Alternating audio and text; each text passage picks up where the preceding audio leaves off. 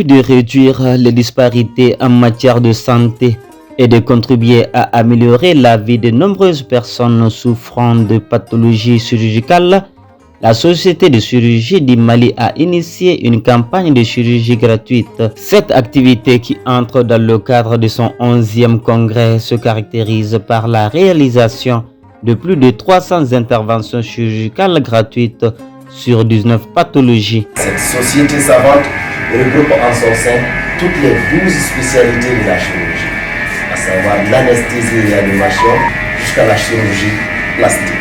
Des interventions chirurgicales gratuites comme l'a été annoncé. Ici, cette équipe de la commune 6 sera épaulée par tous les chirurgiens, toutes spécialités confondues de la commune 5. L'équipe de la commune 4 sera épaulée par tous les chirurgiens de la commune 3. Et les chirurgiens de la commune 2 vont se déporter en commune 1 pour opérer nos patients. Je vous informe déjà que nous sommes à 356 inscrits et aujourd'hui encore les inscriptions continuent. Du haut de la soixantaine, Marie Konaté vient de bénéficier de cette opération humanitaire. J'ai suivi cette intervention sans payer un franc. Tout est pris en charge et nous sommes vraiment bien accueillis et bien traités aussi. Je rends grâce à Dieu et dis un sincère merci à nos bienfaiteurs. Même son de cloche chez Aminata Kone, âgée d'environ 40 ans. Contrairement à Marie Konaté, elle attend impatiemment son tour d'opération. Mais cela ne l'empêche d'exprimer ses sentiments de joie et de satisfaction car déjà, sa présence dans ces locaux lui donne de l'espoir. Je suis vraiment heureuse ce matin car je vais bientôt recouvrer la santé. Nous n'avons pas de mots pour exprimer notre gratitude à tous ces acteurs qui œuvrent pour notre bien-être. Cette campagne dont l'objectif est d'assurer l'accès aux soins de santé pour tous, en particulier les personnes vulnérables qui ne peuvent pas se permettre les traitements nécessaires, est rendue possible grâce aux contributions matérielles et financières des partenaires, dont le laboratoire pharmaceutique Proforma, la Caisse nationale d'assurance maladie, la pharmacie populaire du Mali, IntraHealth et l'Organisation mondiale de la santé. La cérémonie qui nous réunit ce matin est certes modeste, mais revêt un caractère fort significatif pour tous les acteurs de la santé et pour les populations. En effet, l'accès aux soins chirurgicaux est impératif pour la réduction des complications des pathologies chirurgicales. Il contribue également à la réduction de la morbidité et de la mortalité et selon l'appel de l'ANSET, 30% des décès dans le monde seraient liés à un manque de soins chirurgicaux et les pays africains enregistrent le plus grand nombre de décès par l'insuffisance dans l'offre de soins chirurgicaux.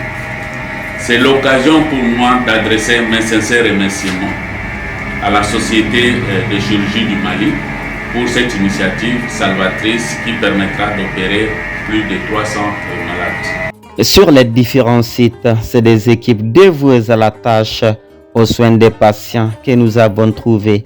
Des patients accompagnés ou seuls attendent leur tour avec impatience dans les halls réservés pour la circonstance. Ceux qui ont déjà subi leur intervention sont pris en charge par des soignants.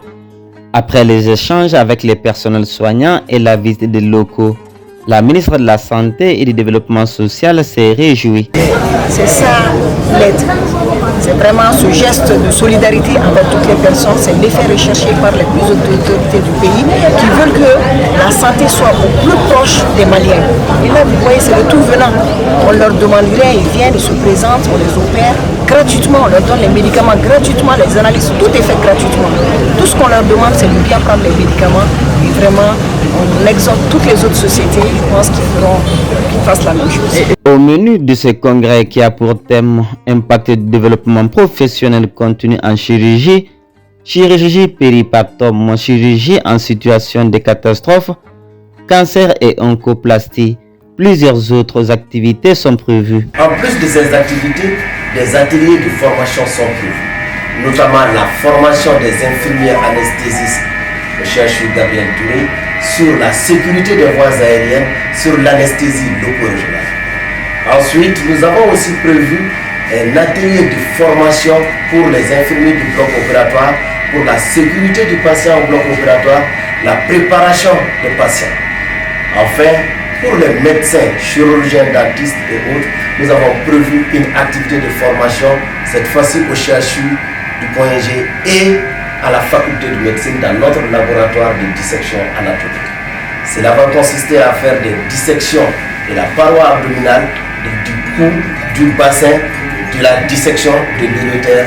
Tout ça va nous permettre de réduire les complications post-opératoires et de donner à nos patients la sécurité des soins. Ainsi, par ma voix, je vais adresser mes sincères remerciements à nos autorités, à nos collaborateurs, à toutes ces femmes et ces hommes de la Société de chirurgie du Mali qui ont œuvré d'arrache-pied pour la tenue de ces activités. C'est le lieu pour nous aussi de manifester notre reconnaissance à l'endroit de nos partenaires